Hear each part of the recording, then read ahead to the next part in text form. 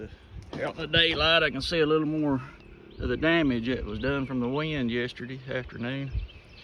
And a little worse than what I thought. I was looking at it last night in the dark. It tore. I don't know if you can see it or not. Tore some holes in my tin. I'm probably going to be replacing some of this. But I'll get her bolted down for now, for the time being. May get me some tar, putty up the holes. See it bent. Let's see. All those panels, there's 1, 2, 3, 4, 5 panels, and then a partial down there on the end.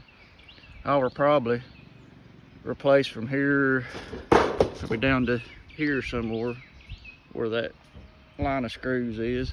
All these, I'll just scratch up the money. You know, I don't have it all at one time. Hell, when I redone this roof, I would go buy 5 or 6, 7 pieces every paycheck till I got the whole thing done.